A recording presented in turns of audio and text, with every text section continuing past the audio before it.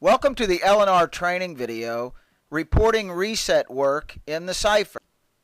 In addition to all the physical work involved in completing a scheduled L&R reset, whether that reset be on cosmetics, hair accessories, or any other category, there are also entries to make in the Cipher unit and a reset completion form to fill out.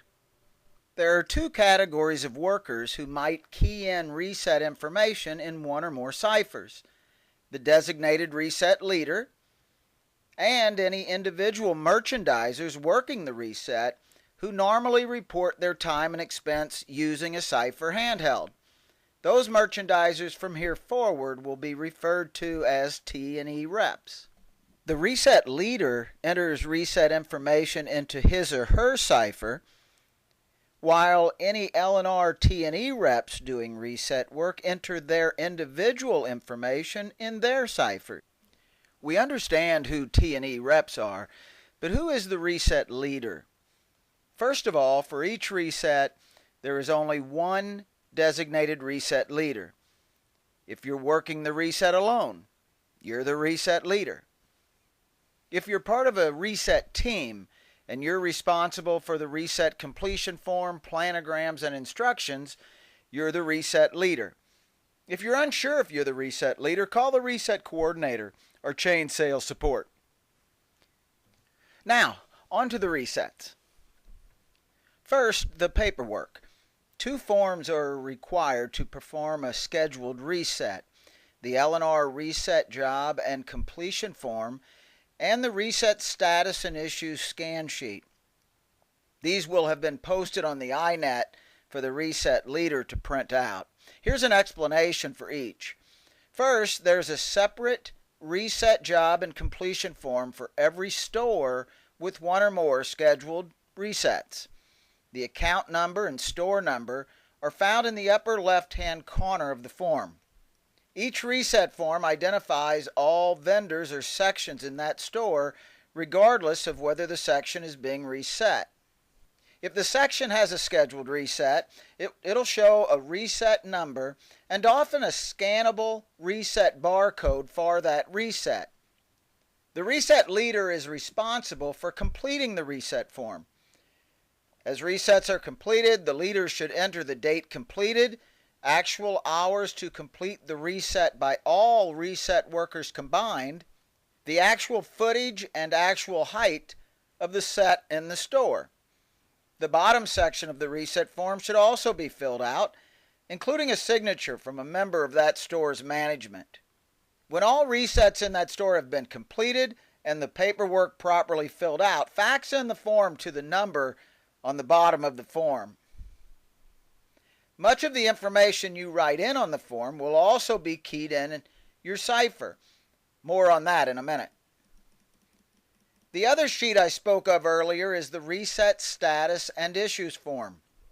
You'll use this to report through your Cipher the status of each reset as of the end of that workday, for instance, finished or not started, and the issues that prevented the reset from being completed. Now to the Cipher.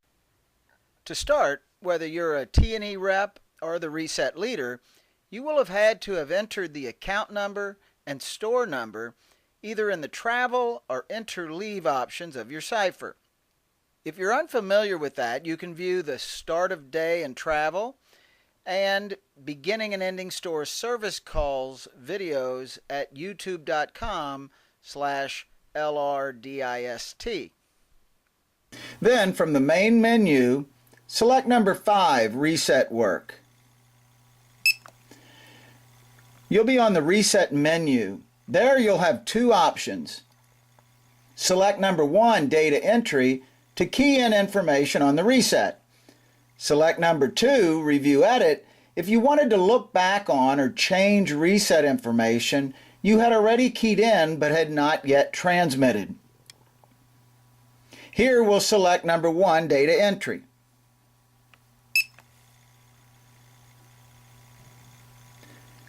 You'll be on the Reset Status screen. Here you manually key in or scan in the appropriate barcode for that reset number. as found on the aforementioned reset job and completion form.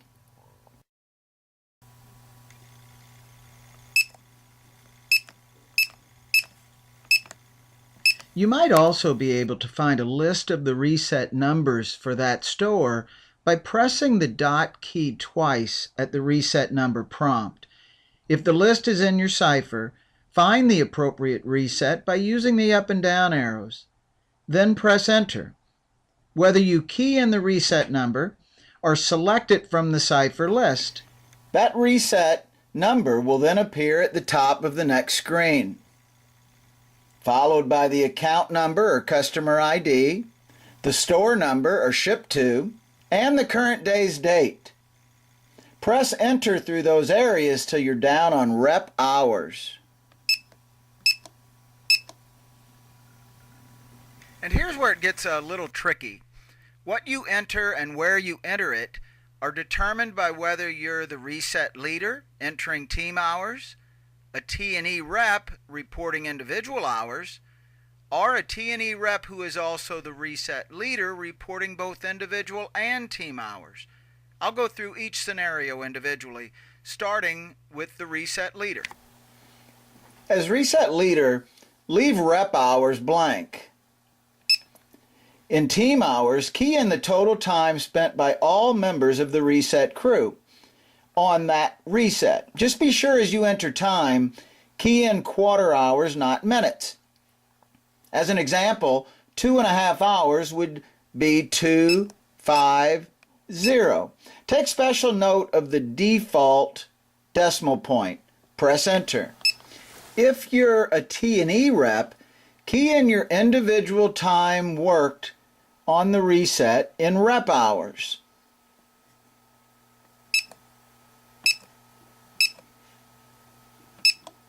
Only T&E reps ever enter information in rep hours. Then leave team hours blank. If you're a T&E rep who is also the reset leader, key in individual hours worked on the reset in rep hours.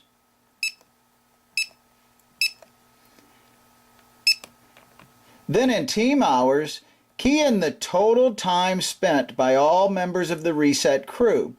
Your entries in rep hours and team hours would be identical if you were working alone on that reset.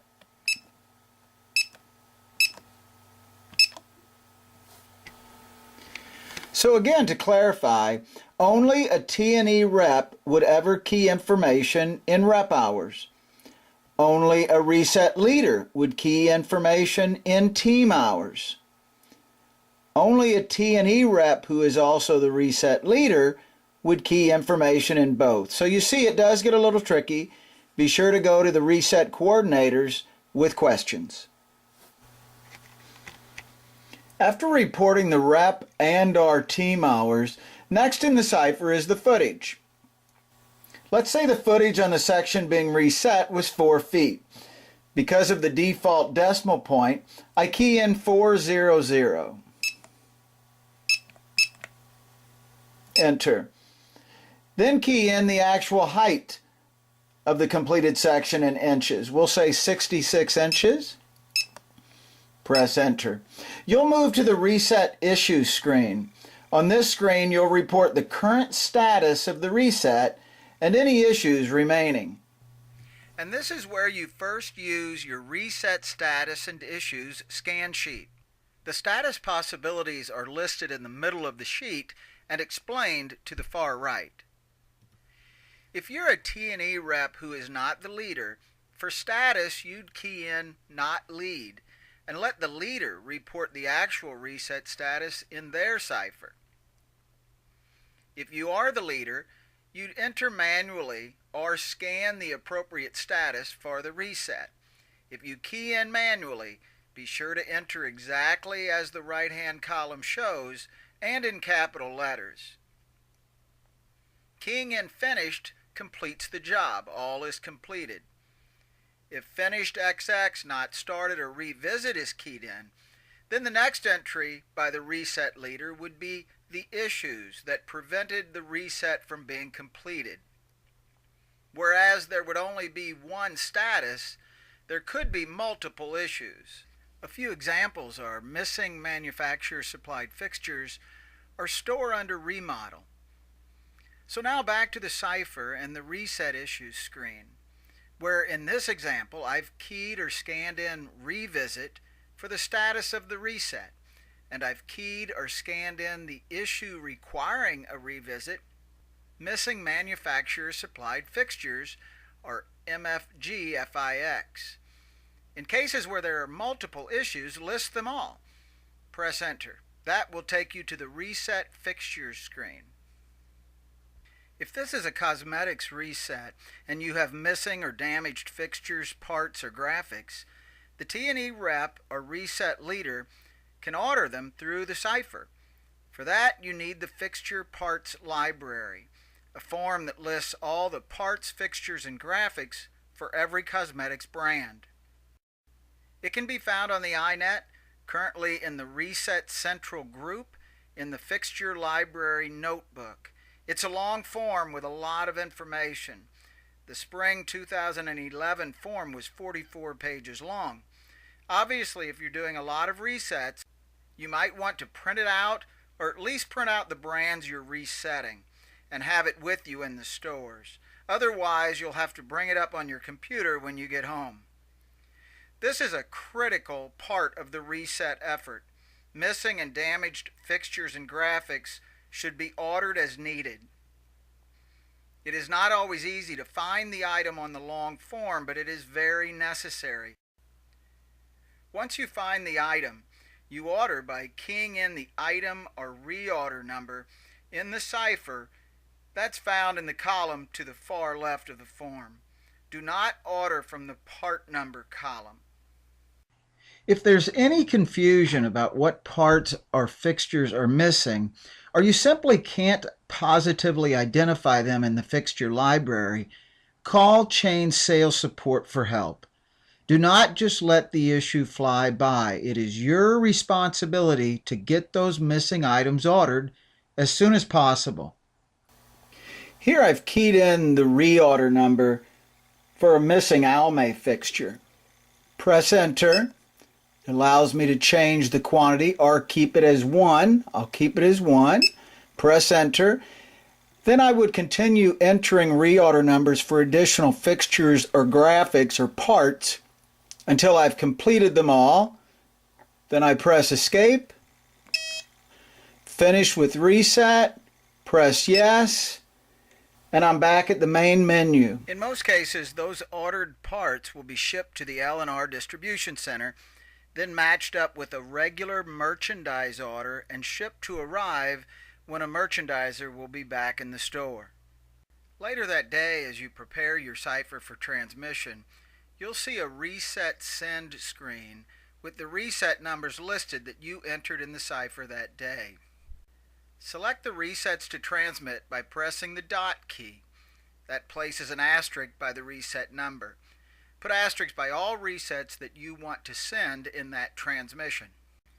If the reset was not completed that day and is finished on another day, the reset leader and/or T&E reps would revisit the reset work option in their Cipher, re-enter the reset number, and then enter the new and additional information. This is explained more thoroughly in a separate video, Finalizing Reset Activity in the Cipher. Here's some additional information about reporting resets in the Cipher. If no reset number can be found for a scheduled reset, contact your reset coordinator or Chain Sales Support. If then you still don't have a reset number, when you go to Reset Work and are prompted for a reset number, enter A, the capital letter A, plus the store number. So say you don't have a reset number for a scheduled CoverGirl reset at Albertsons number 902. When prompted for a reset number, enter A902. If there's a second reset in the store without a reset number, that would be B902. Then when entering issues later, scan or key in the appropriate issue from the second or third page of the Reset Status and Issues form. In the example of the CoverGirl reset just mentioned, for issues, you'd key in or scan the CoverGirl issue on page 2 of the Reset Status and Issues form. Transmitted resets accumulate in the Cipher just like transmitted orders. To clear them out, from the Order menu, select number 6, Erase Data. You'll see a Delete Sent Orders screen come up. Select number 3, or press number 3, and then Enter. That gets you beyond the Erase Order list, and you're at the Delete Resets list. Select any resets to delete by pressing the dot key. That puts an asterisk up to the left side. Press Enter, and those resets are deleted completely out of your machine. And that concludes this L&R training video reporting reset work in the Cipher.